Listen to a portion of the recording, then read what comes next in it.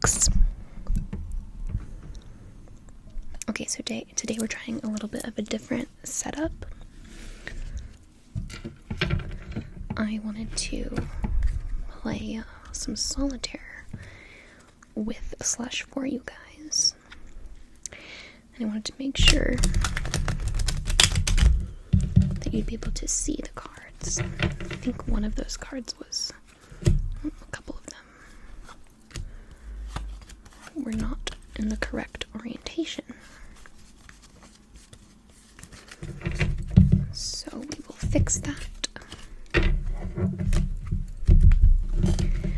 Okay, I also apologize if this angle is slightly awkward.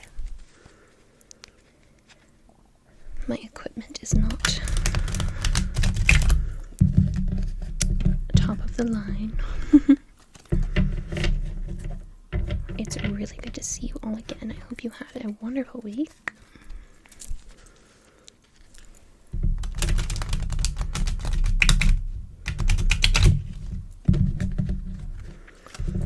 I really wish I knew how to bridge the cards after shuffling them. That would be very cool.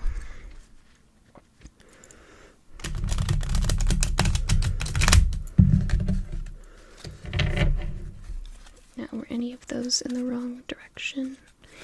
I don't think so. Okay, so if you've never played Solitaire before, it's pretty easy to set up. So you're going to place down 7 cards, with the first card being face up. Then you're going to put the second card face up, continue placing cards, third, fourth, fifth, sixth, and seventh. Okay, so the whole thing with Solitaire is it's like a pattern game. So if you have a red and a black, you can layer them on top of each other, but it has to be in the correct downward order. So Jack to 10, black and red works. Now any aces that you have can be put off to the side, and I'll show you what we're going to do with that later. So here we have king and queen, red and black, so that works. Okay, what other things can we do here? Well, we kept jack and queen. Okay, now this 2 corresponds with this ace, so we're going to put it on top like that. And this is where we go in ascending order, and this is where we have to stay in suit. Now this queen, this red queen, can go right under this black king. Okay, so if this 6 or this 5 was black and the other one was red, then we could layer the 5 and the 6, but we can't. We can layer the 2 and the 3, and then we can take one of these kings and put them in the empty spot that was just created. And then we'll put this red 6 underneath the black 7, flip over and put the black 5 underneath the red 6. Then we'll flip this over. Ooh, looks like we can layer the 8 and the 9 with each other. Okay, looking for other chances, scanning. Okay, I think that's it for now. So now we have this deck of cards here, and we're just going to flip these cards over one by one and see if they fit. So this one fits right under that 5. Oh, and then we can take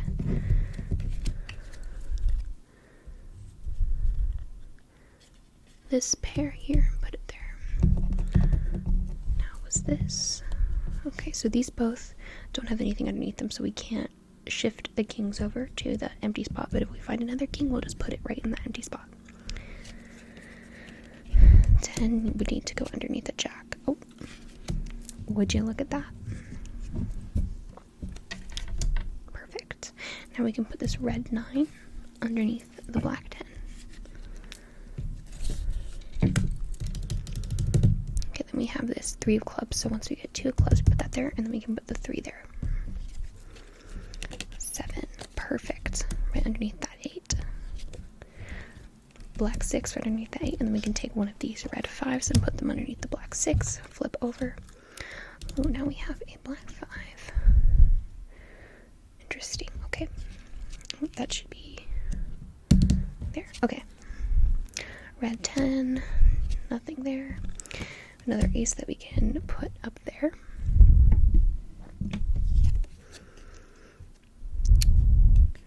We don't have any red 8s on the table. We have any red 9s on the table? Nope. Any open red 9s, I should say. Here's a red 9, but we don't have open black 10s. Aha. A black 9. Any red 8s we can put? Not. Right there.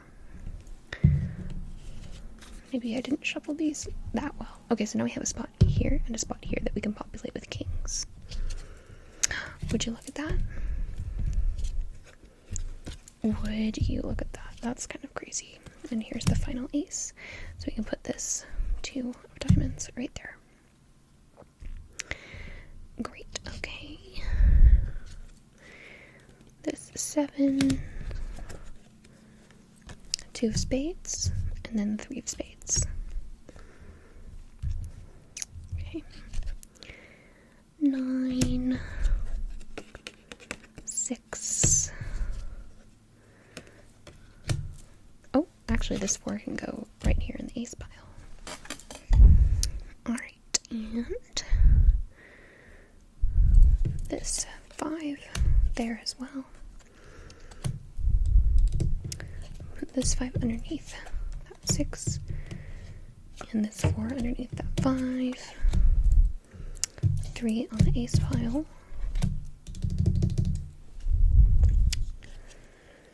Jack. And a red 8. So now we're just going to flip it back over and do the same thing. So now this queen can go right there. This jack has nowhere to go because that queen isn't red. Nowhere to go for that 10.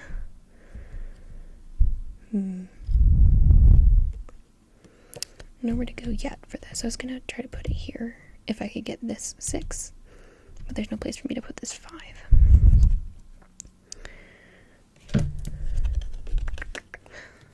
Oh, look at that. Okay, now we can put this 8 down.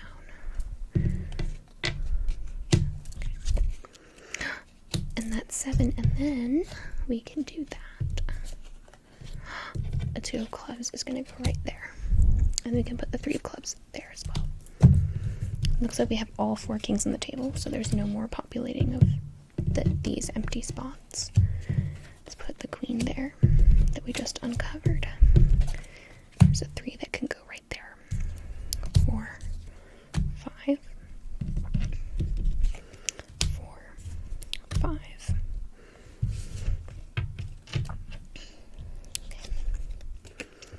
A 9. Oh, sorry, this 6 can go here.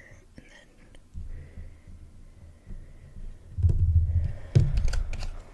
7.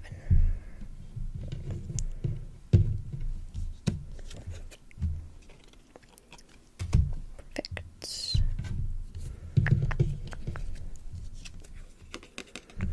This jack can go right there.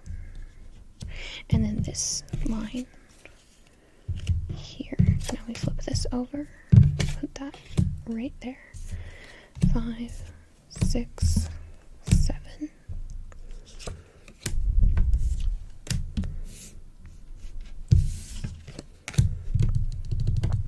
Okay.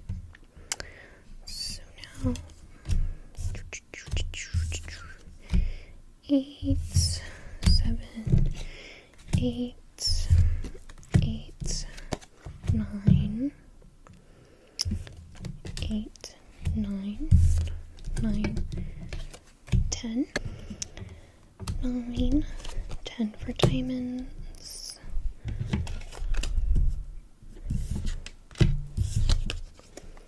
10 of hearts, jack of hearts. Oh, did I? That should be there. So 10 of spades, yeah, okay. Jack of diamonds, Jack of clubs, Jack of spades, Queen of clubs, Queen of spades, Queen of diamonds, Queen of hearts, King of diamonds, King of hearts, King of spades, or King of clubs, King of spades. So this is like, our deck is like fully organized now, right? Each suit, it goes from ace to king.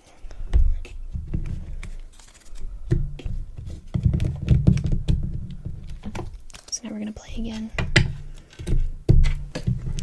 Okay, so first I'm gonna shuffle these red ones together.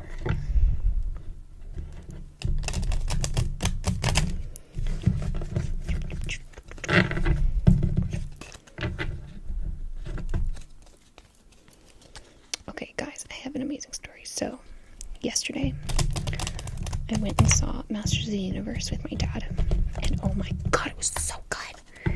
It was so, god, it knew exactly what it wanted to be, and it was just itself, and it was so, like, it played up like the campy, like, summer blockbuster, like, popcorn movie identity, and I loved it so much. And I went, like, I dressed up for it, so like I had like my cloak and corset and like my crown and stuff like that, and it was so fun. I got to like take a picture in front of the movie poster, and it was amazing. My only regret is that I did get a sword in Toledo, and I wish I could have brought it to the movie theater, because hello, the Sword of Power. No, it was so good. Like, it made my dad cry. Like, I mean, it almost made me cry, but I was just too happy. Like, I was literally just like smiling from ear to ear the whole time. So fun. And it had a great message, and it showed like true masculinity, like vulnerability, you know, like these men are masculine, but they're still able to like hug each other and cry, and it was just really, really good. So, highly recommend. Also, the score was like maybe the best part of the whole film.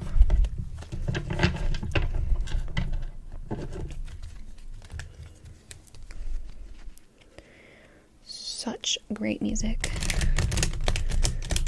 Lots of chills, and then even though it was like extremely like CGI'd, it was still super nostalgic for, you know, just brought back memories of the cartoon.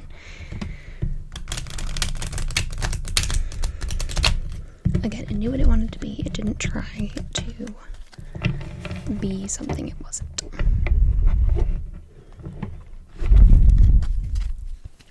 And then earlier this week, my brother took my dad and I to Obsession, and oh my god,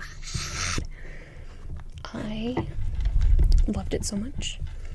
Thought it was incredible, and I am officially completely smitten with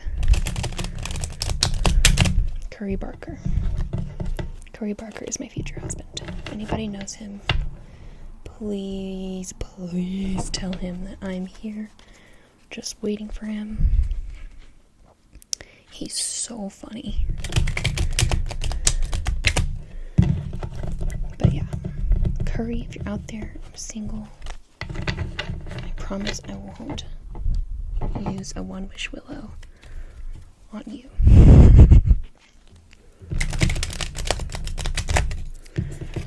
You know, it's so good. I mean, I want to say a lot, but I don't want to spoil literally anything about it because it's just too good.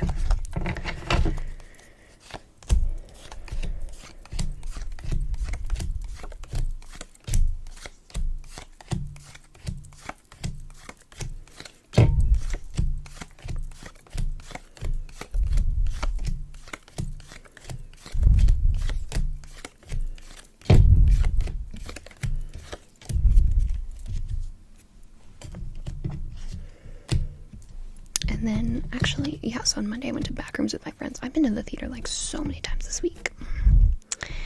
Monday I went to Backrooms with my friends, but the Wednesday before I had gone to it with my dad. And I really enjoyed it both times. I thought thought it was sufficiently creepy and just a fun time. And I love that main actor because he's in my favorite movie of all time. He's in Serenity, which is the movie companion to my favorite show, which is Firefly, which is actually why this channel is named Everything's Shiny ASMR. It's because of Firefly.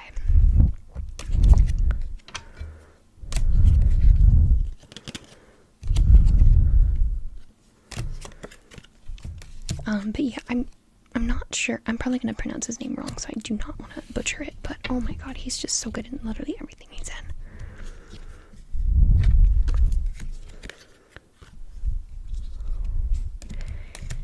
in. And oh my god, of course, I saw Project Hail Mary like a couple weeks back, and I was just crying the entire time. Like there was not a single moment when I wasn't just absolutely bawling. It was so good. It was so good.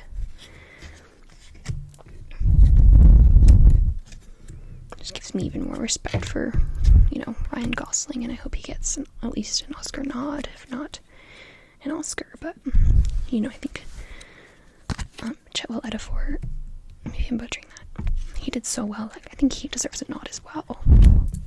And then in Obsession, oh my god, the girl, Andy Navarrete, she better get that Oscar, bro.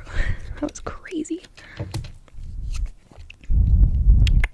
But I know that the girl in Project Hail Mary is like probably going to be up for supporting actress, which is great. She did really good.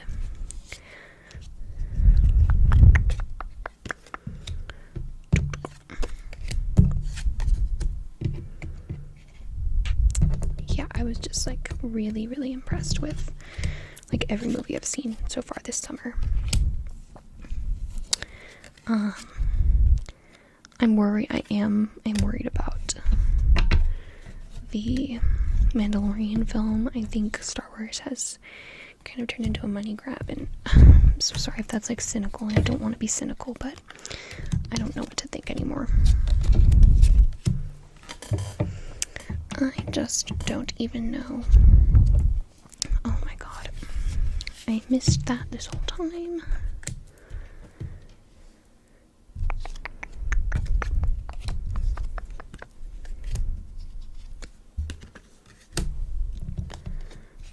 But yeah, watch Obsession. Definitely watch Project Hail Mary. I mean, that's a no-brainer. And then, like, please, for the love of goodness gracious, please watch He-Man, because wow. I was nervous, I was like, I don't know if this is, like, is this gonna be too corny? Is it just gonna be a bad movie? But, man, I loved it. And I know that not everybody loved it, but I did, so.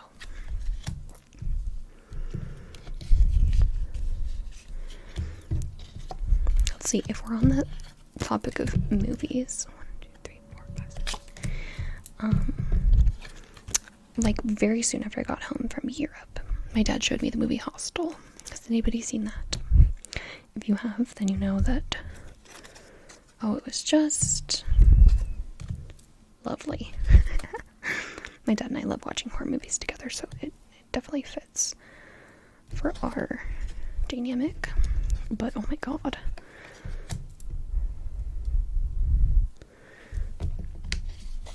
And I was like, I'm glad I didn't watch that before traveling to Europe and staying in like every hostel. Well, I don't think it would have like really colored my opinion of hostels, because I know it's completely ridiculously fake, but still, you never know what can get you feeling scared. You just never know.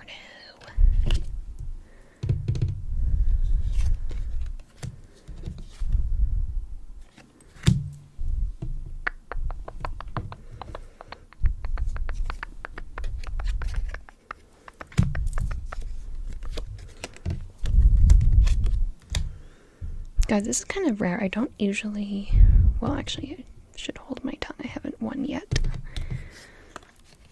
I was gonna say, like, I don't usually win, like, so many times in a row. Usually, it gets frustrating because it's so satisfying to win solitary, but sometimes you just don't. Maybe is that a skill issue, or is that just like luck of like how you shuffle the cards? Somebody let me know. But this feels great. But now look. Maybe I spoke too soon. Okay. Okay, we need.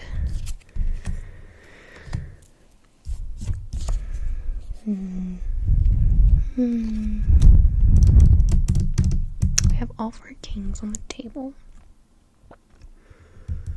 You guys make me nervous. You guys make me think I'm doing something stupid and I don't realize it, you know? I feel self-conscious. So we want a 4 of clubs, a 6 of diamonds. We see the 6 of diamonds here. We want the 9 of spades, which is here. And the 7 of hearts, which is here. But I'm not seeing ways to like rearrange the cards to my advantage. Let me ponder the situation a little bit. 'Cause, if only we had a 4 of clubs.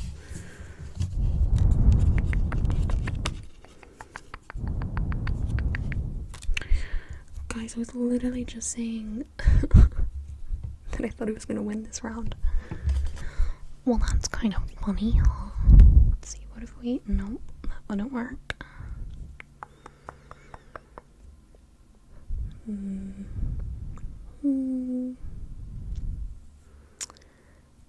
Dang it. I swear somebody's gonna be watching this and feeling so irritated and annoyed because they see the solution. And I'm just unable to see it right now.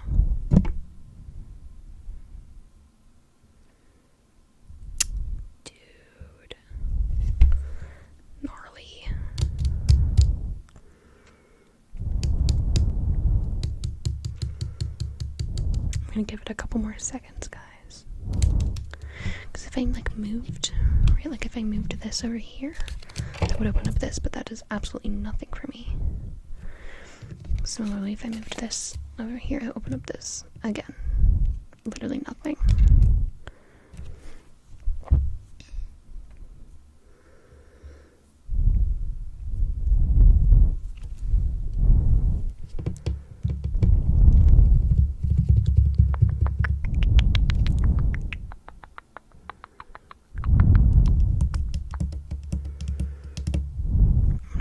Something, right?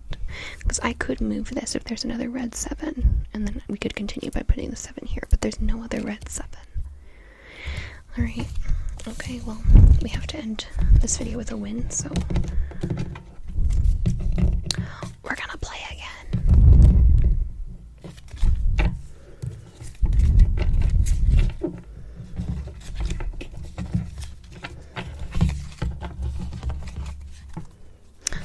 Oh gosh, Ariel.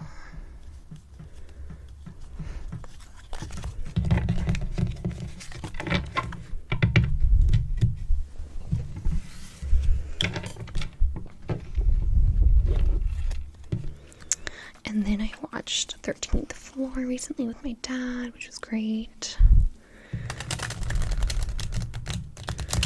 It was really, really funny because in that movie, it takes place in LA and the whole thing is like the end of the world is Tucson. Like you go as far as Tucson and well, it's not really a spoiler, but you realize like the simulation is fading. And we used to live in Tucson, so it's just really funny for us. We literally used to live on the edge of the planet. Tucson, Arizona.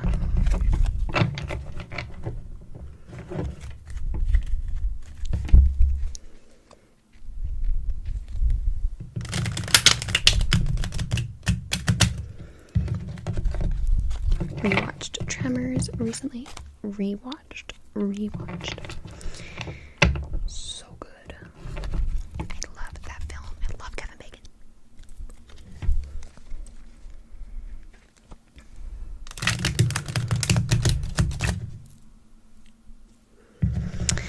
And then, oh yeah, we watched War of the Worlds. I watched War of the Worlds for the first time a couple days ago, which is crazy. I'm pretty, I know much ball when it comes to Spielberg films and films in general. I thought not seen that one before. And I enjoyed it. I thought Dakota Fanning was something else, guys. Oh my god. She was so good.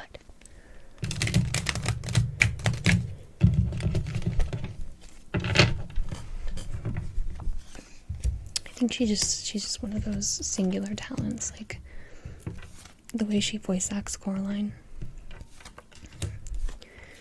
is incredible.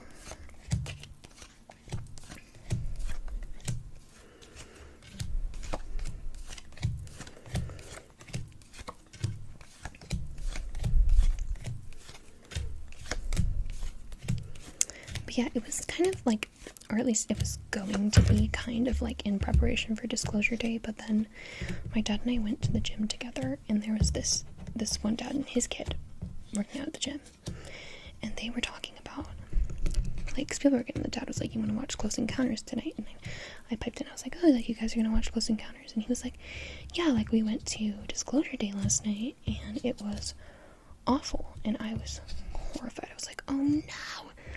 And he was like, "Yeah, it's not worth it. Just catch it when it comes out on streaming services." And my dad was like, "Okay, like thanks for letting us know. We don't want to, waste money at the theater." But God, that makes me so sad. Because I'm pulling for Spielberg, you know what I'm saying? I will say though, I almost told that kid to make sure he has some caffeine before watching Close Encounters of a Third Kind, because that movie, that's a dragger. I'm not sure I super enjoy that one. I want to enjoy all of his films, but no director is perfect. And I'm sure there are people who absolutely love Close Encounters, and I love the classic scenes, like the mashed potato mountain scene and stuff like that, but in general, boy, does it drag. And I know this is not just the Gen Z in me, because my dad and I watched Ninth Gate a couple months ago, and my dad hated it because it dragged so much.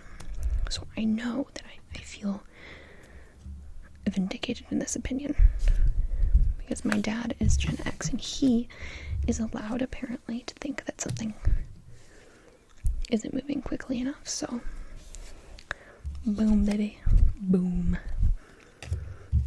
Boom, bada boom.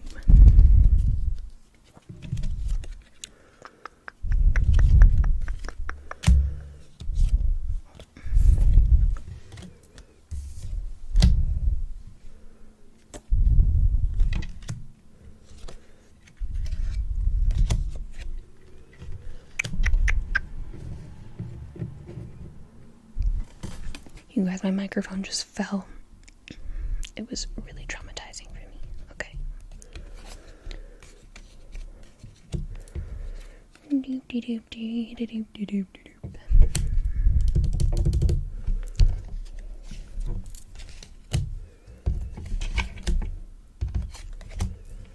Okay, now if we have a king, we can put him there.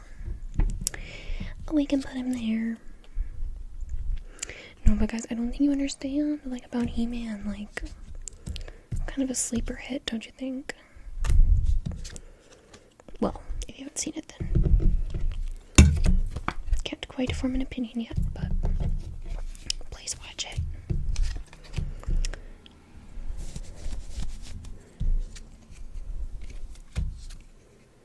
Dang, it would have been so nice if that was like a spades or clubs king, that I could put this queen under it. And if, you can't freaking use that jack.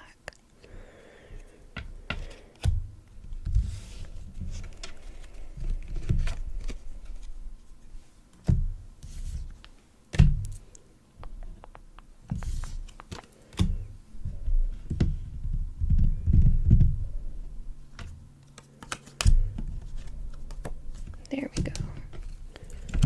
That's some good news.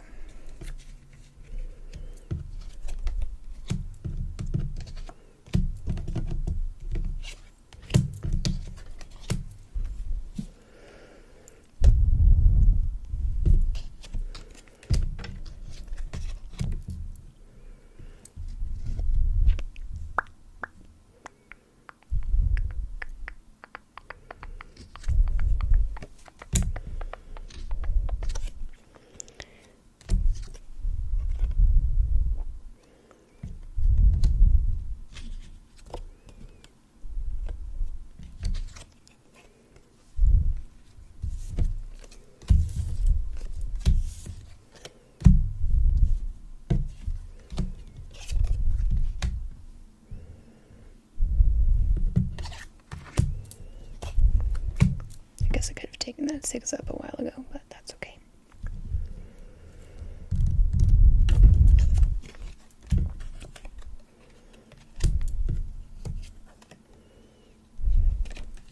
Beautiful. Oh, gorgeous.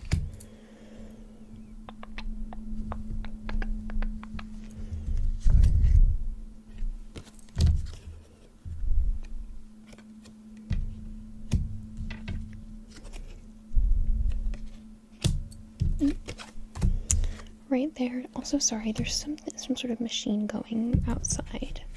Hope it's not coming in through the microphone. It's not the most pleasant of sounds.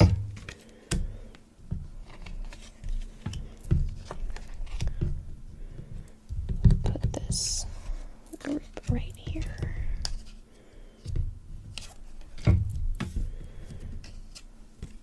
There. Okay. Clean. Not that jack. No, that doesn't work. Jack. Oh god, why did I do that? I'm gonna make myself cry. What an evil film. I actually hate James Cameron. No, that's not true. I revere him, but in an unhealthy way. I know you know what I mean.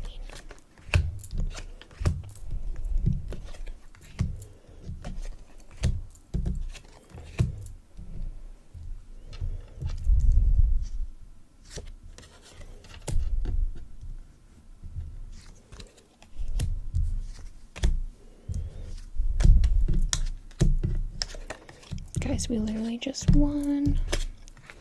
This is a good day. This is a really good day. Hey guys, so my phone died right then, and I didn't realize until I had already created the piles, but look at that, we won. So congratulations to us. Let me know if you'd like to see more videos like this, and thank you so much for watching, and I'll see you in the next one. Keep it shiny. Bye.